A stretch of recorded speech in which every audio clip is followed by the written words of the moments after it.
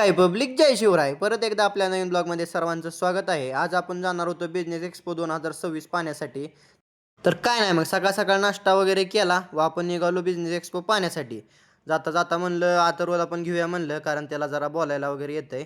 मग काय नाही, त्याला वगैरे घेतला रूमवरनं. त्यानंतर आपण निघालो बिझनेस एक्सपो 2026 पाहण्यासाठी शिवाजीनगरला. मेट्रो वगैरे पकडली व आपण थोड्याच वेळात पोचलो शिवाजीनगर मेट्रो स्टेशन पुणे येथे. शिवाजीनगर येथून आपण रिक्षा पकडला, आपण थेट पोचलो बिझनेस एक्सपो 2026 पाहण्यासाठी. गेल्या गेल्या बघतो तर काय हे भली मोठी गर्दी गर्दी वगैरे बघितली. काय नाही, मग तिथं म्हणलं आम्हाला एक जण की रजिस्ट्रेशन वगैरे करावं लागतं. रजिस्ट्रेशन वगैरे केलं. त्यानंतर लागलो आपण लाईनीला.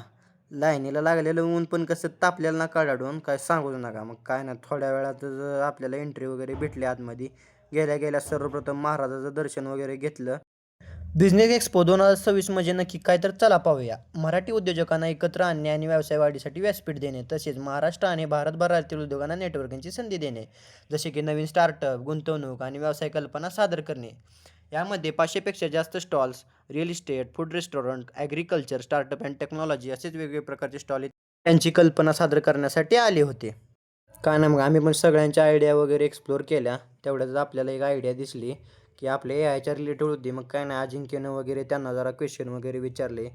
तर आजच्या ब्लॉगमध्ये एवढंच. उद्याच्या ब्लॉगमध्ये आपण खास सेलिब्रिटीला भेटलो होतो आणि तसेच राहिलेले स्टार्टअप वगैरे उद्याच्या ब्लॉगमध्ये असणार आहेत.